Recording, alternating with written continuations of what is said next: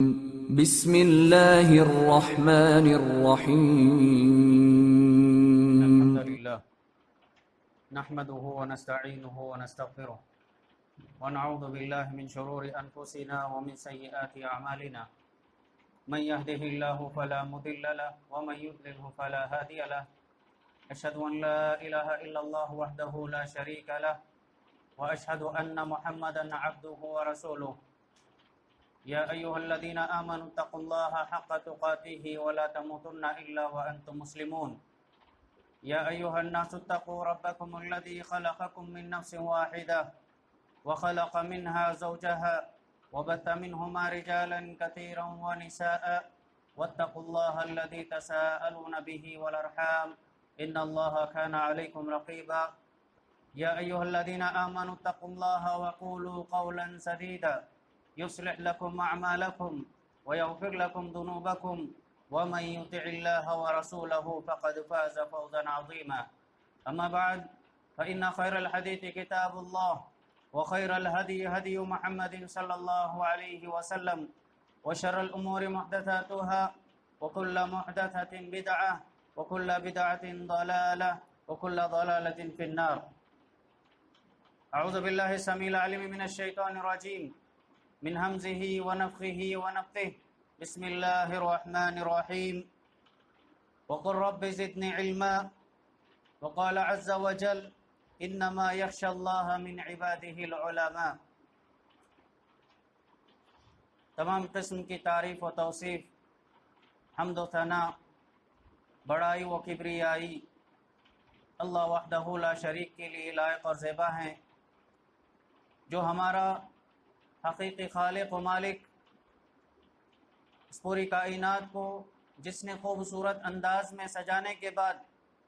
مجھے اور آپ کو، تمام انسانوں کو،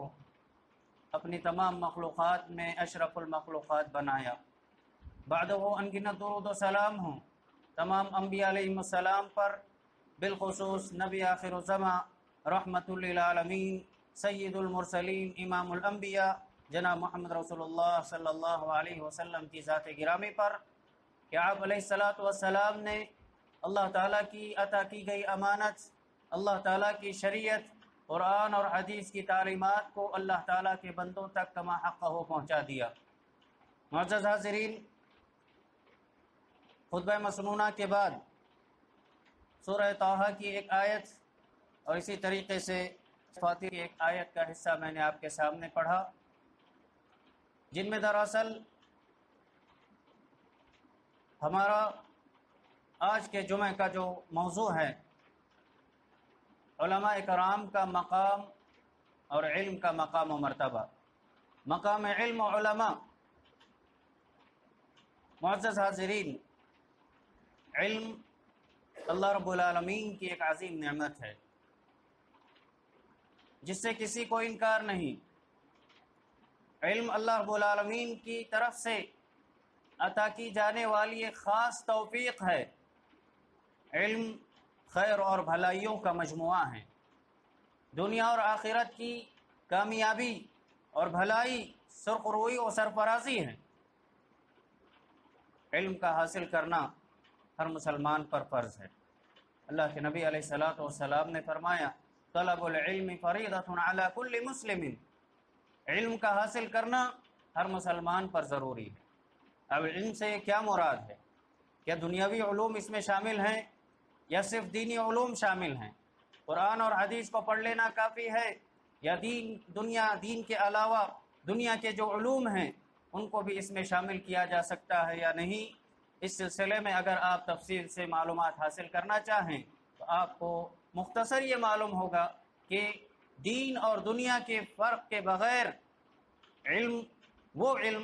جس میں اللہ رب العالمین نے فرمایا اقرأ باسم ربک الذی خلق،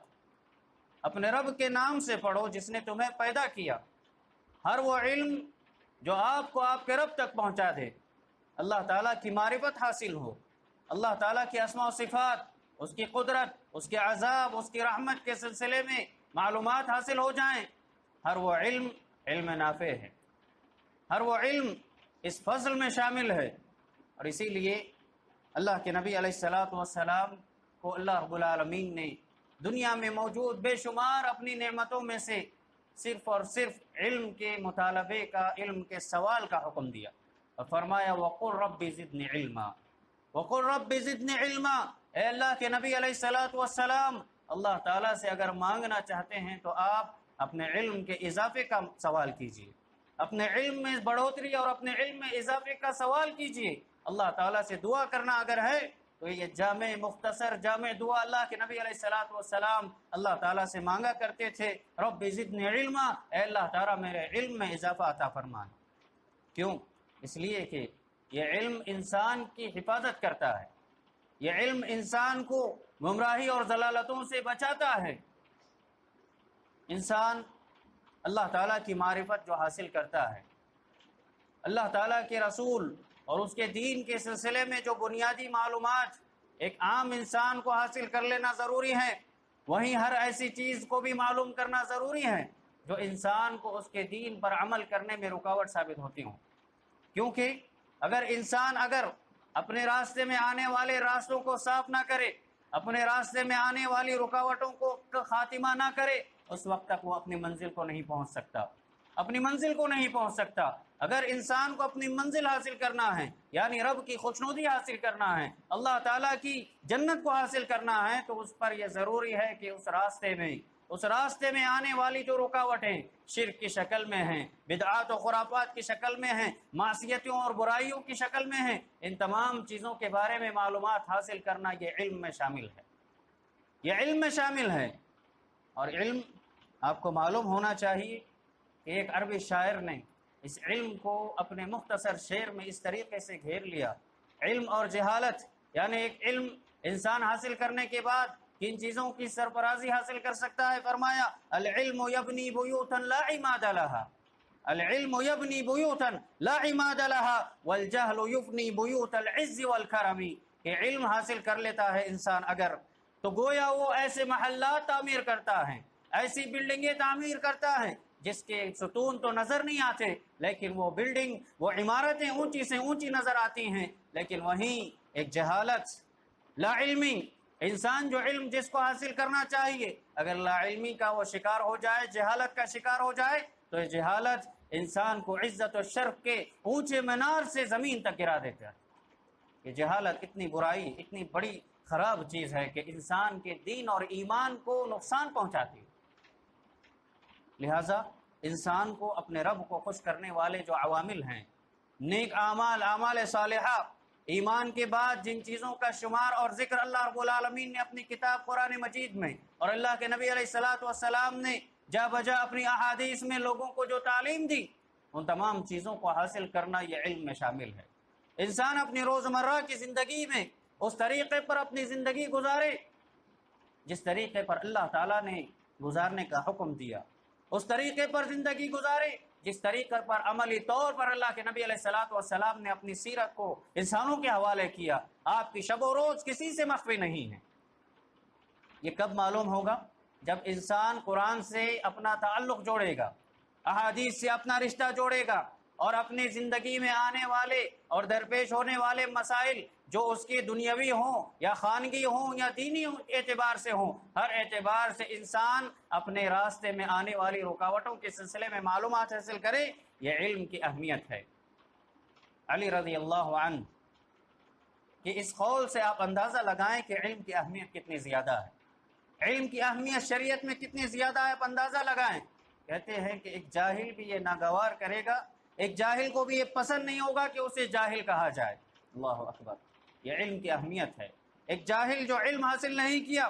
وہ اپنے آپ کو یہ کہلوانا پسند کرے گا کہ اس کے پاس معلومات ہیں، اس کے پاس معلومات کا ذخیرہ ہے، یہ جاننے والا شخص ہے۔ لیکن اگر وہی کہ کوئی اسے یہ کہے کہ تم ان پڑھ ہو، تم جاہل ہو، فوراً غصہ ہو جائے، فوراً غصہ ہو جائے گا۔ اس سے علم کی اہمیت کا اندازہ ہمیں ہوتا ہے، اور اس طریقے سے علم کی اہمیت اس طریقے سے بھی اونچی ہوتی ہے کہ یہ میراث النبوہ ہے، یہ انبیائی مشن ہے، یہ انبیاء سے آنے والی میراث، بالخصوص ہمارے نبی محمد صلی اللہ علیہ وسلم کی میراث ہے، میراث نبوی ہے۔ آپ تصور کیجئے اس علم کی عظمت کا کہ 1400 سال سے زیادہ عرصہ گزر چکا، 1400 سال سے زیادہ عرصہ گزر چکا، ابھی بھی جو لوگ اس سنت کو جاری رکھے ہیں کہ اپنے گھر بار کو چھوڑ کر علم حاصل کرنے کے لیے نکل جاتے ہیں۔ طلب علم کے لیے جو لوگ طلبہ ہیں، طالبات ہیں، بڑی عمر کے، چھوٹی عمر کے، تمام جو بھی اس راستے میں نکل جاتے ہیں، گویا وہ حق میراث ہیں، حق میراث کو وہ حاصل کر لیتے ہیں۔ نبوت کی جو میراث ہے، علم کی میراث کو وہ حاصل کر لیتے ہیں۔ اب یہاں ایک موازنہ اگر ہم کریں دنیاوی اعتبار سے، باپ دادا سے آنے والی جو میراث ہے، مال و دولت کی شکل میں، جائیداد و پراپرٹی کی شکل میں، لمبی مدت تک نہیں ہوتی ہے،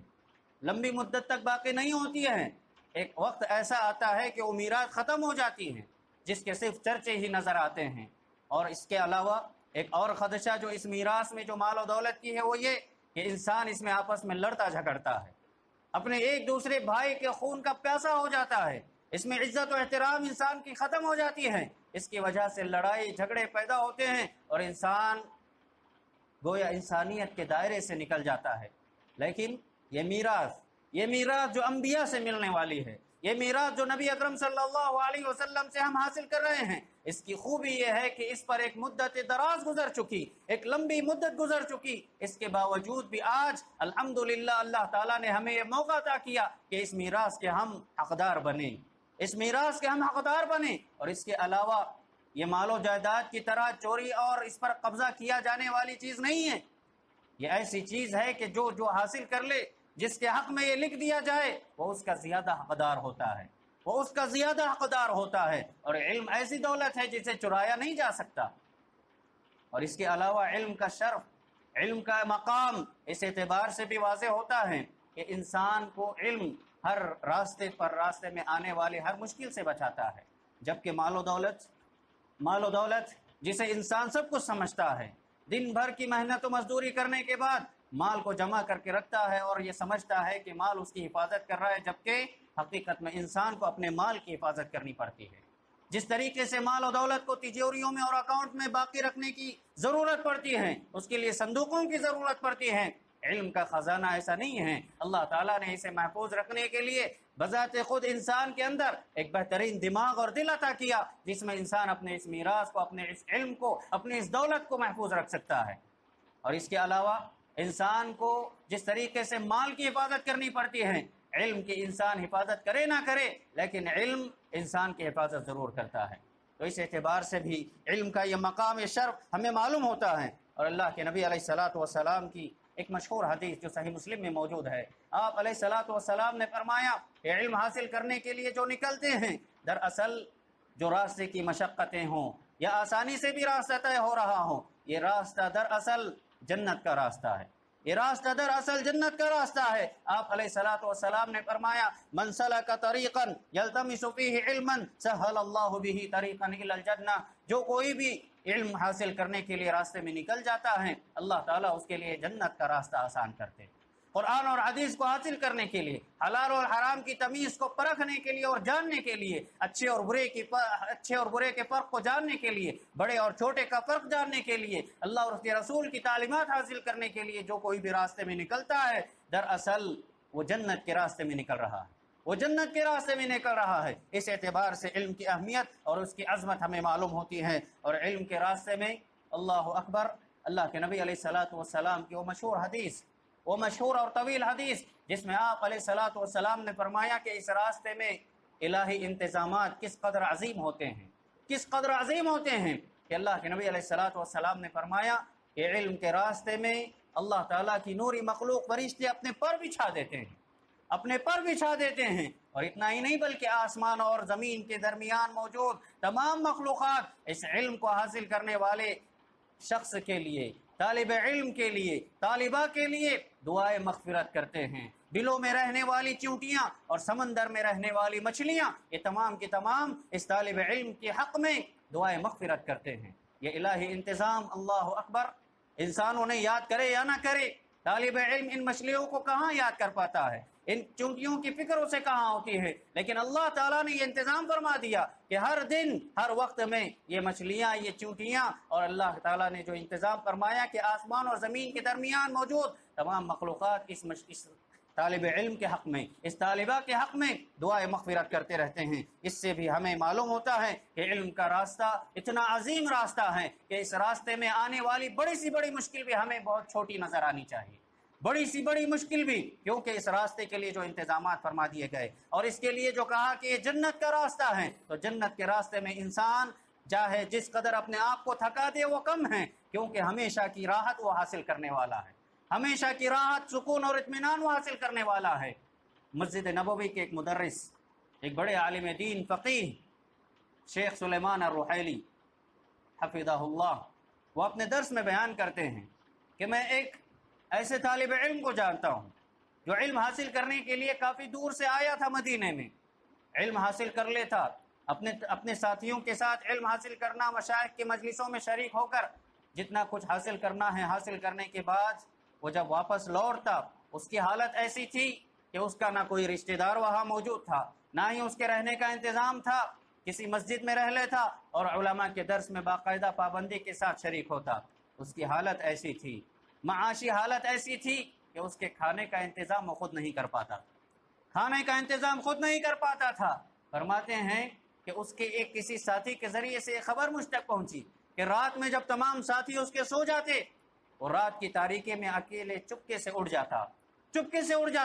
کیونکہ بھوک کی شدت ہوتی، دن بھر کی بھوک جو اس نے برداشت کی تھی اب اس کو مٹانا ہے، پیٹ کو تسلی دینی ہے، اس اعتبار سے وہ رات کی تاریکی میں نکل جاتا، کہاں؟ اپنے کھانے کا انتظام کرنے کے لیے۔ اور کہاں جاتا؟ اللہ اکبر، یہ تصور میں بھی بات نہیں آئے گی۔ فرماتے ہیں کہ جہاں کچرا لوگ پھینکتے ہیں، کچرا اور کوڑا جہاں پر لوگ پھینکتے ہیں، اس میں اگر کوئی کھانے والی چیز نظر آ جاتی وہ وہاں سے اٹھا کر کے کھا کر اپنے پیٹ کو بھر لیتا، اور اس کی خبر کسی کو ہونے نہیں دیتا۔ کبھی اس نے کسی کے سامنے اپنا دست دراز کبھی اس نے کیا ہے نہیں پیش کیا، کبھی لوگوں کے سامنے مطالبہ نہیں کیا کہ مجھے کھانے کی ضرورت ہے۔ اس علم کے مقام کو جاننے کے بعد اس کے حاصل کرنے کی جو تڑپ اس کے اندر تھی، اس کو اس قدر مجبور کر چکی کہ وہ اللہ کے علاوہ کسی کے سامنے اپنی چیز کو، اپنے ہاتھ کو، اپنے دامن کو پھیلانا اس نے ناگوار سمجھا، لیکن رات کی تاریکی میں جا کر کوڑا کرکٹ سے کھانا اٹھا کر کے اپنے پیٹ کو بھرنے کی کوشش کرتا۔ اللہ اکبر، اتنی عظیم قربانی، لیکن جنت کو سامنے نظر آنے کے بعد یا جنت کا تصور ذہن و دماغ میں آنے کے بعد یہ بڑی سے بڑی مشکل بھی انسان کو آسان نظر آنی چاہیے۔ تو لہٰذا یہ نصیحت ہے اس واقعے سے، اور اس جیسے سلف صالحین میں بے شمار واقعات آپ کو ملیں گے کہ انہوں نے علم کو حاصل کرنے کے لیے اس راستے میں جب نکل گئے تو انہوں نے ہر قسم کی قربانی انہوں نے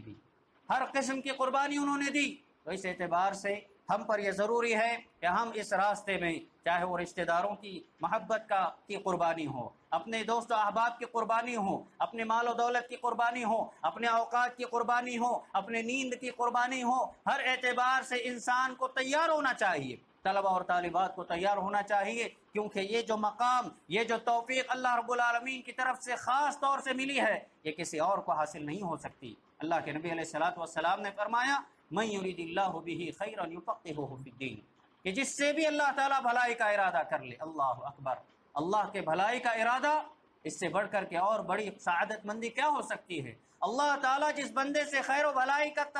خیال کر لے، ارادہ کر لے، اللہ کے نبی فرماتے ہیں کہ اسے دین کی سمجھ اللہ عطا کر دیتے ہیں، دین کے علم کو حاصل کرنے کا موقع اسے فراہم کر دیتے ہیں۔ کئی ایسے لوگ آپ کو ملیں گے، آپ کے دوست و احباب کے حلقے میں ملیں گے، جو شاید ہو سکتا ہے کسی عالم دین کو دیکھنے کے بعد یا اس علم کی اہمیت اور اس کی عظمت کو سننے کے بعد انہوں نے اس بات کا اظہار کیا ہو، اس شوق کا اظہار کیا ہو کہ کاش ہم نے بھی علم حاصل کر لیا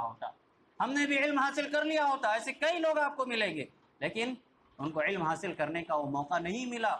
آپ کے تصور میں نہیں تھا، یا تھا بھی تو اللہ تعالیٰ نے آپ کے لیے وہ انتظام فرما دیا، آپ کے والدین کے دلوں کو اس طرف پھیر دیا کہ وہ آپ کو علم پر مجبور کرے اور آپ علم حاصل کرنے کے لیے یہاں آ چکے ہیں۔ تو اس اعتبار سے یہ بڑی خوشخبری ہے، یہ بڑی نعمت ہے، اس کی حفاظت میری اور آپ کی ذمہ داری ہے۔ پھر اس کے بعد خطبہ مسنونہ میں جو دوسری آیت پڑھی گئی اس میں اللہ رب العالمین نے فرمایا، انما یخشی اللہ من عبادہ العلماء، کہ حقیقت میں اللہ تعالیٰ سے ڈرنے والی جو جماعت ہے، ڈرنے والے جو لوگ ہیں، اللہ تعالیٰ کی یہی اصحاب علم ہیں، علم حاصل کرنے والے علماء ہی ہیں جو اللہ تعالیٰ سے حقیقی معنوں میں ڈرتے ہیں۔ چاہے وہ خلوت کی بات ہو یا جلوت کی بات ہو، وہ انفرادی طور پر زندگی گزار رہے ہوں یا مجموعے میں رہتے ہوں، حقیقی معنوں میں جس کے دل میں علم نے جگہ کر لی ہو اور اللہ تعالیٰ کا اخلاص اور اللہ تعالیٰ کا تقوی اس کے دل میں اگر جگہ کر گیا ہو تو انسان ہر وقت میں اللہ تعالیٰ سے ڈرتا ہے۔ یہ علم کی خاصیت ہے، یہ علم کی خاصیت ہے۔ انسان اپنے آپ میں یہ سمجھتا ہے کہ وہ ہر قسم کی بے نیازی برت سکتا ہے، اللہ تعالیٰ کی ذات سے کسی کو بے نیازی نہیں ہے۔ اللہ تعالیٰ کی نگرانی، اللہ تعالیٰ کی جو حفاظت ہے انسان کے ہر طرف نظر آنے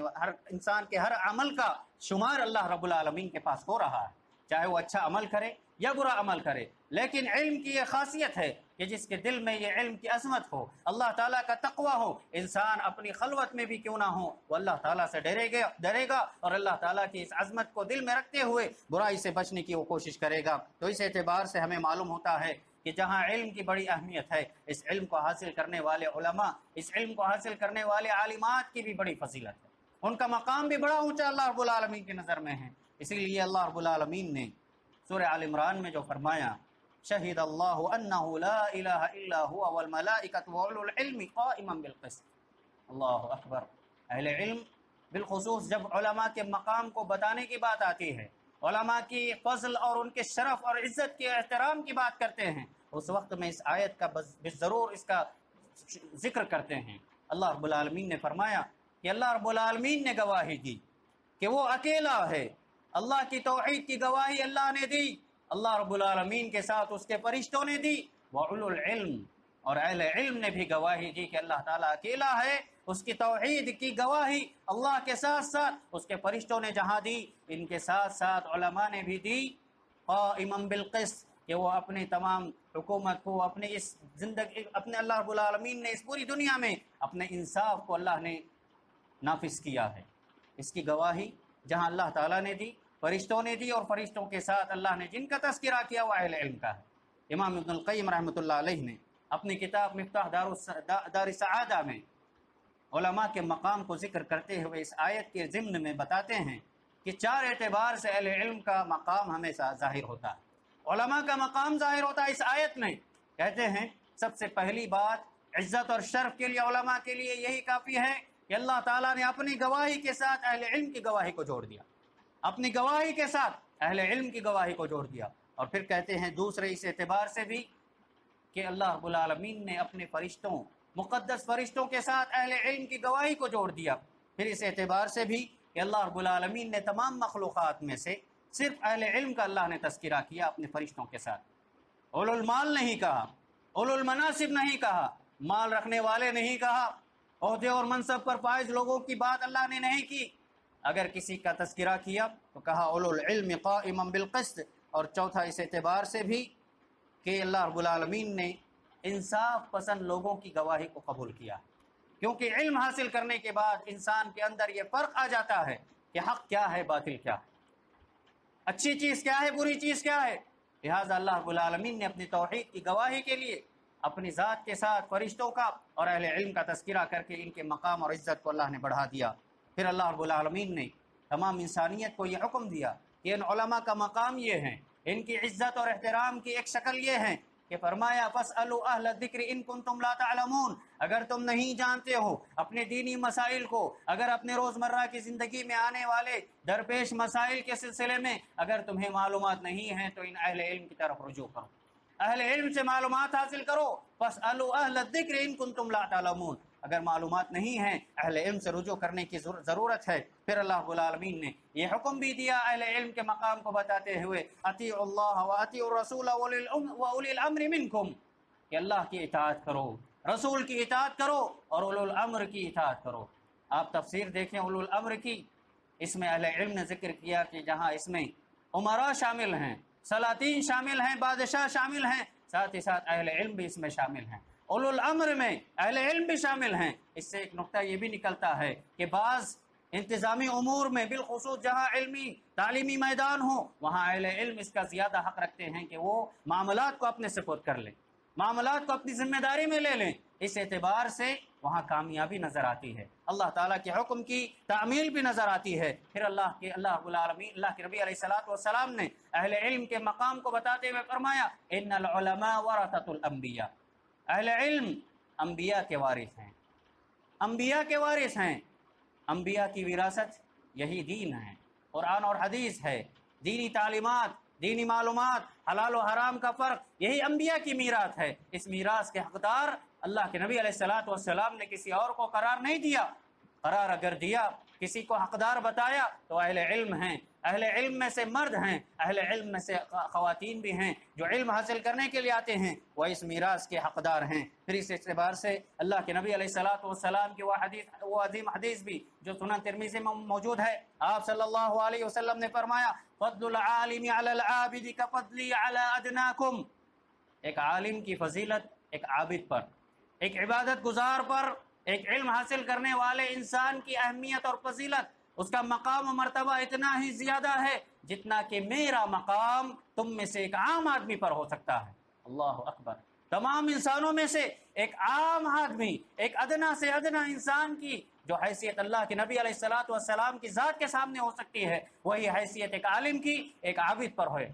یہ مقام اللہ کے نبی علیہ الصلوۃ والسلام نے ایک علم کی بتائی۔ پھر اس اعتبار سے اللہ کے نبی علیہ الصلوۃ والسلام کے زیر اثر، آپ علیہ الصلوۃ والسلام کی تربیت میں رہنے والے صحابہ کرام جب اس علم کی اور اہل علم کی اہمیت کو، ان کے مقام کو انہوں نے سمجھا، ان کی عملی زندگی میں بھی انہوں نے اہل علم کی وہ توقیر کی، وہ عزت کی، وہ احترام کیا۔ ایک مشہور واقعہ جو آتا ہے صحابہ کرام میں سے زید بن ثابت رضی اللہ عنہ،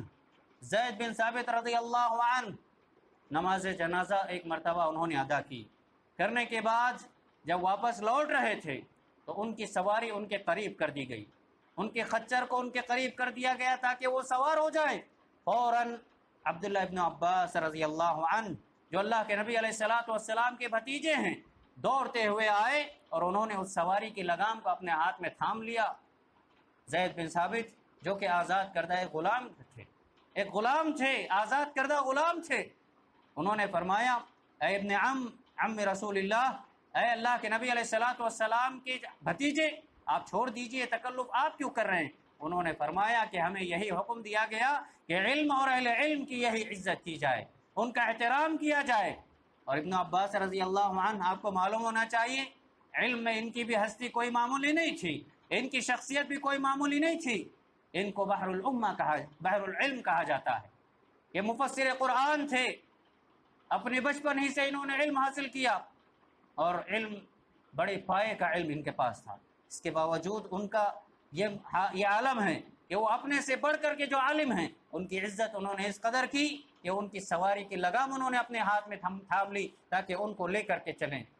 سبحان اللہ! یہ اہل علم کا آپس میں جو احترام و عزت، اس علم کی اہمیت کو ہمارے سامنے واضح کرتا ہے۔ پھر اس اعتبار سے بعد کے ادوار کا اگر ہم مطالعہ کریں تو اہل علم کی جو عزت کا مقام، ان کا جو احترام تھا، ان کا جو عالم تھا، آپ اندازہ لگائیں۔ خلیفہ متوکل جو تھا، اس کے بارے میں واقعہ آتا ہے کہ حنین بن اسحاق نامی ایک عالم تھے جن کو مترجم کہا گیا، مترجم اکبر، بڑی بڑی کتابوں کا وہ ترجمہ کیا کرتے تھے، بڑی بڑی کتابوں کا ترجمہ کیا کرتے تھے۔ ان کے بارے میں آتا ہے کہ وہ جس مقدار میں ترجمہ کرتے، جتنی مقدار میں اوراق ہوں کہ کتابیں ہوں، اس وزن کے بمثل متوکل جو خلیفہ تھا وہ ان کو سونا عطا کرتا تھا۔ ان کی عزت میں، ان کے احترام میں، انعام کے طور پر یا تحفے کے طور پر ان کو اس مقدار کے وزن کے بمثل سونا عطا کیا کرتا تھا۔ سبحان اللہ! یہ اہل علم کا مقام تھا اس زمانے میں،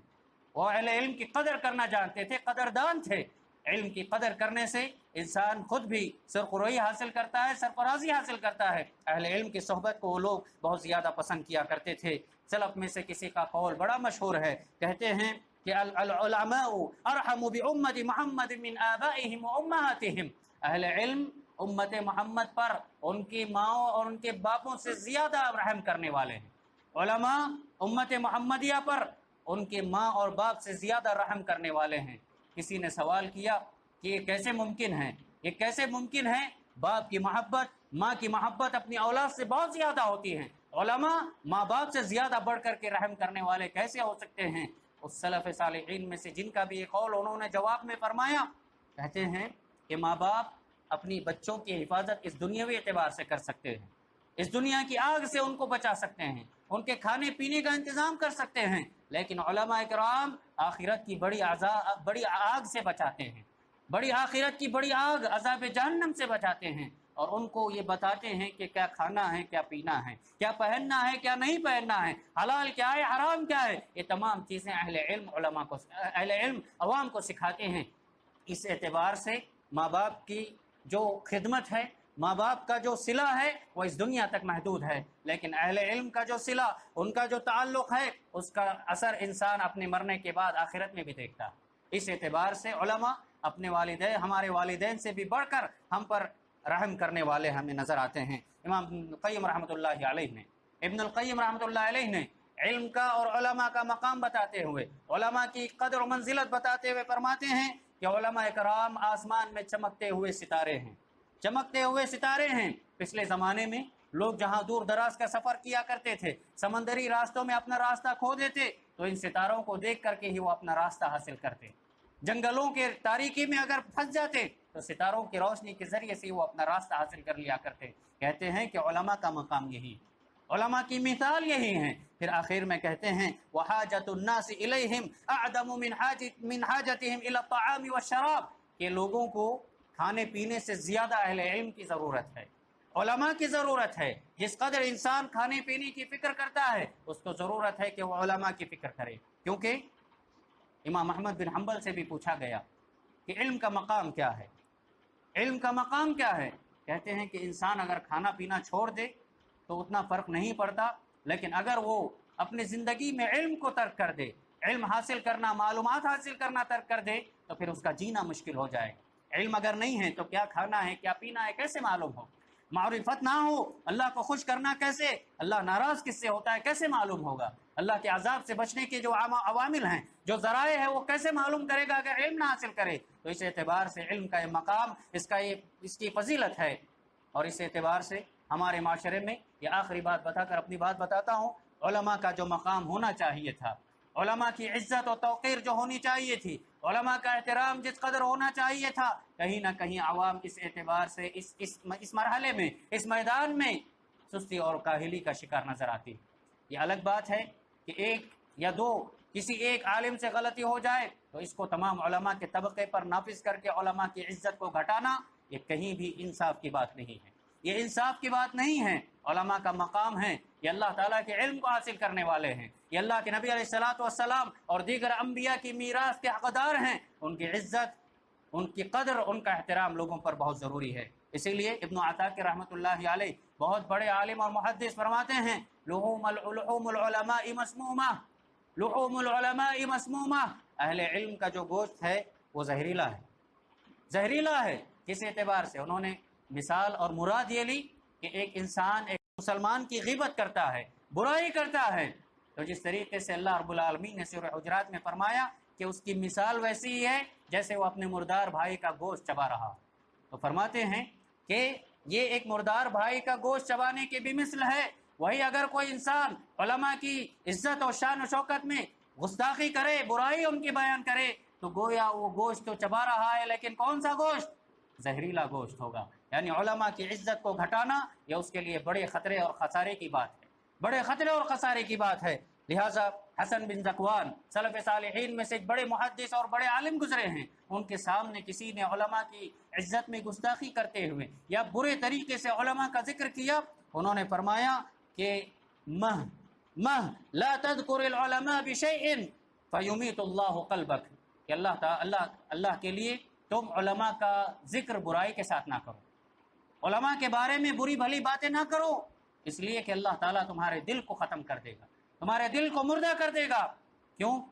اللہ رب العالمین نے اس میں، اہل علم نے اس کی وضاحت کرتے ہوئے فرمایا کہ انسان کے دل میں جو اللہ تعالیٰ کی عظمت پیدا ہوتی ہے وہ اس دین کی بدولت ہوتی ہے، اور دین کی معلومات وہ اہل علم سے حاصل کرتا ہے۔ اگر وہ علماء کے حق میں ہی برائی بیان کرنا شروع کر دے، اہل علم کے حق میں گستاخی کرنا شروع کر دے، تو پھر اللہ تعالیٰ اس کے دل سے اس دین کی عظمت کو ختم کر دیں گے اور اس کے دل کو مردہ کر دیں گے۔ پھر اس اعتبار سے ایک بڑا بہترین قول جو آج علماء اور عوام میں سب میں یہ بڑا مشہور ہو چکا ہے کہ جس قدر لوگ اہل علم پر کڑی نظر رکھتے ہیں، اہل علم پر کڑی نظر رکھتے ہیں، اس سے زیادہ اگر کڑی نظر یا اتنی ہی کڑی نظر وہ اپنے گھر کے بچوں اور بچیوں پر رکھے تو معاشرے سے کئی برائیاں ختم ہو سکتی ہیں، کئی برائیاں ختم ہو سکتی ہیں۔ تو لہٰذا یہ علم کا مقام ہے، یہ علماء کا مقام ہے جسے مجھے اور آپ کو سمجھنے کی ضرورت ہے۔ قرآن و حدیث کی روشنی میں آپ کے سامنے علماء کا اور علم کا جو مقام اللہ اور اس کے رسول صلی اللہ علیہ وسلم نے بیان کیا اس کو پیش کرنے کی کوشش کی گئی۔ اللہ تعالیٰ سے دعا ہے کہ اللہ تعالیٰ ہم تمام کو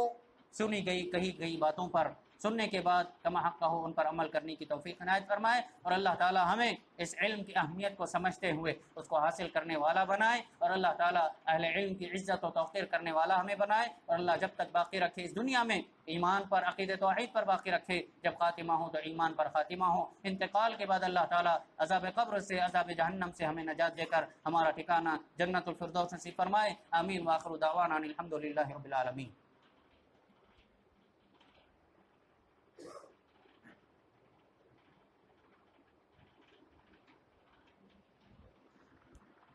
إن الحمد لله نحمده ونستعينه ونستغفره ونعوذ بالله من شرور أنفسنا ومن سيئات أعمالنا، من يهده الله فلا مضل له ومن يضلل فلا هادي له، أشهد أن لا إله إلا الله وحده لا شريك له وأشهد أن محمدا عبده ورسوله، إن الله وملائكته يصلون على النبي يا أيها الذين آمنوا صلوا عليه وسلموا تسليما، اللهم صل على محمد وعلى آل محمد كما صليت على إبراهيم وعلى آل إبراهيم إنك حميد مجيد، اللهم بارك على محمد وعلى آل محمد كما باركت على إبراهيم وعلى آل إبراهيم إنك حميد مجيد، اللهم انصر من نصر دين محمد صلى الله عليه وسلم وجعلنا منهم آمين، واخذل من خذل دين محمد صلى الله عليه وسلم ولا تجعلنا معهم، عباد الله رحمني ورحمكم الله، إن الله يأمر بالعدل والإحسان وإيتاء ذي القربى وينهى عن الفحشاء والمنكر والبغي يعظكم لعلكم تذكرون، اذكروا الله يذكركم ولذكر الله أكبر والله يعلم ما تصنعون، قوموا للصلاة.